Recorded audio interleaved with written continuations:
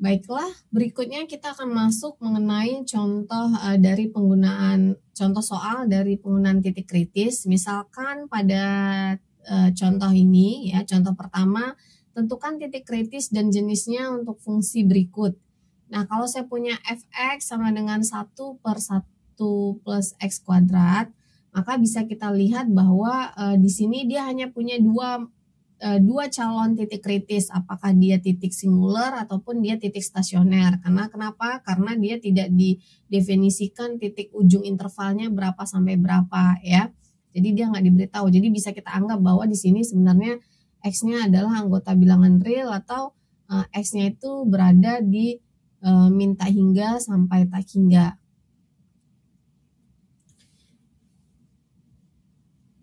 Oke. Nah, jadi titik kritisnya itu kemungkinan berada pada titik stasioner maupun di titik singular. Nah, kalau kita lihat penyebut dari fungsi ini, ya, penyebut dari fungsi ini itu 1 per x kuadrat itu nilainya selalu positif, ya, dan tidak pernah 0. Jadi bisa kita katakan bahwa fx ini terdefinisi untuk semua x bilangan real sehingga tidak ada batas intervalnya.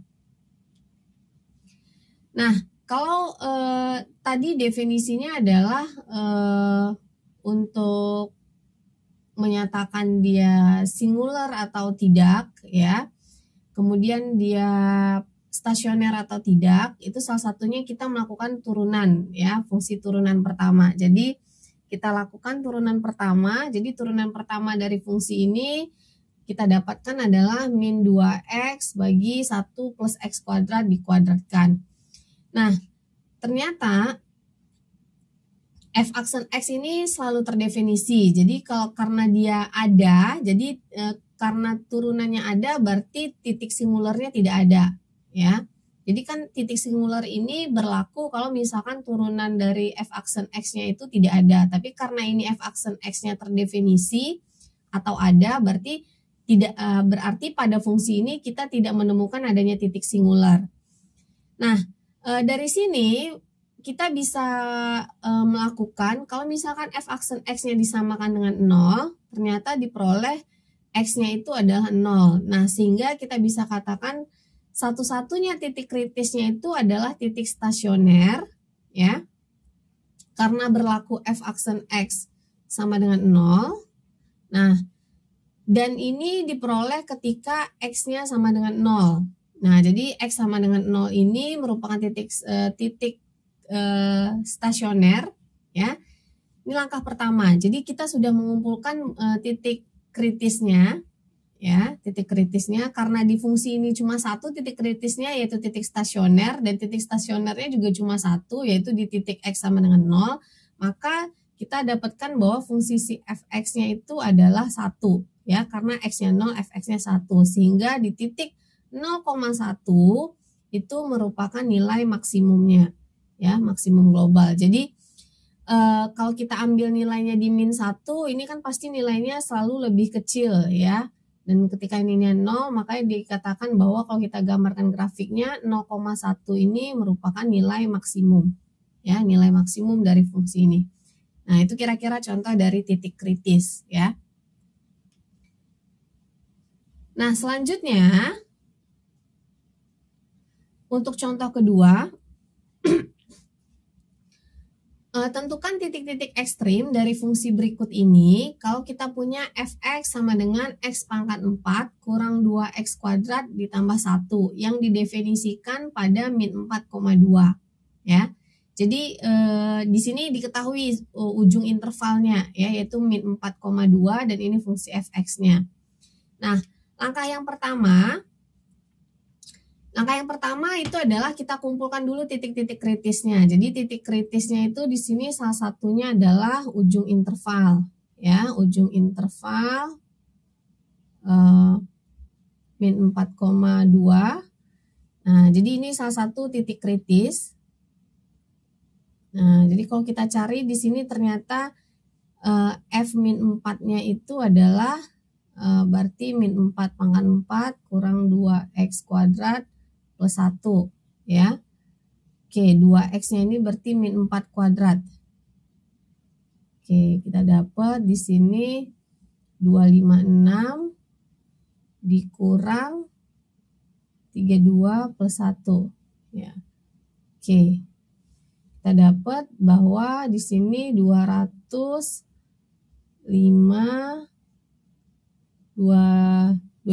ya.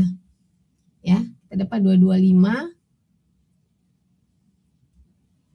Oke, kemudian sekarang kita cari yang untuk ujung interval yang si F2. F2 berarti 2 pangkat 4 kurang 2 kali 2 kuadrat plus 1 ya, dapat di sini adalah 16 kurang 8 tambah 1 9 ya. Berarti di sini titik min 4,225, sini 2,9 ya. Oke. Nah, itu untuk titik ujung interval. Kemudian yang kedua kita cek dia ada nggak f aksen x-nya ada atau tidak ya. Kalau ada berarti kita cek dia apakah titik memiliki titik stasioner atau tidak ya. Nah ternyata f aksen x-nya itu ada. Jadi kalau kita turunkan dapat f aksen x-nya sekian ya. Kemudian ketika nilai f aksennya ada berarti pasti tidak berlaku adanya titik singular. Berarti bisa kita katakan bahwa titik singularnya itu tidak ada. Nah, di sini karena f aksen x-nya ada, maka ketika kita sama dengan 0 ya, maka akan diperoleh nilai x-nya itu berada di min 1, 0 dan 1. Jadi ada 3 titik stasioner. Nah, sekarang ketiga titik stasioner ini akan kita cari nilai fx-nya. Ya, tadi ini kita udah dapat untuk f-4-nya ini 225. Untuk f2-nya ini kita dapat nilainya adalah 9. Ya, ini untuk titik ujung interval. Nah, sekarang kita cari untuk isi nilai f min 1. Kemudian nanti f0 dan f1. Jadi kalau tadi kita punya fungsinya adalah 2x, x pangkat 4 ya, x pangkat 4 kurang 2x kuadrat plus 1. Nah maka f min 1-nya itu adalah min 1 pangkat 4 kurang 2 kali min 1 kuadrat plus 1. Jadi kita peroleh 1 min 2 1 ya, jadi 0. Kemudian F0-nya jadi 1, F1-nya jadi 0. Oke, ya. Sehingga kita punya titiknya titik calon-calon titik ekstrimnya adalah min 4,225 ya. Kemudian 2,9 min 1,0 0,1 dan 1,0. Oke. Nah, kalau kita perhatikan ini calon titik ekstrim ya, calon titik ekstrim atau ini adalah nilai dari titik-titik kritisnya. Nah, coba kalau kita perhatikan di sini, kemudian kita bandingkan. Nah, yang kedua, langkah kedua adalah kita bandingkan ternyata nilai yang paling minimum itu berlaku di titik min 1,0 dan 1,0. Nah, ini yang paling minimum ya nilai fx-nya. Jadi kita bisa katakan min 1,0 dan 1,0 ini adalah nilai minimumnya.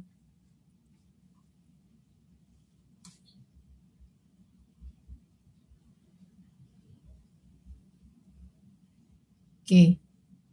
Nah, kemudian untuk yang nilai maksimumnya kita bisa lihat bahwa min 4,225 dengan 2,9 dengan 0,1. Ternyata nilai yang paling tertinggi itu adalah ketika nilai min 4,225 225 ya, min 4,225. Jadi kalau kita masukkan nilai min 4, tadi kita dapat min 4 itu adalah 256 ya, min 4 pangkat 4 kurang 2 kali min 4 kuadrat ya, ditambah 1, jadi ini 256 kurang 2 kali 16 ya, terus dikuadratkan,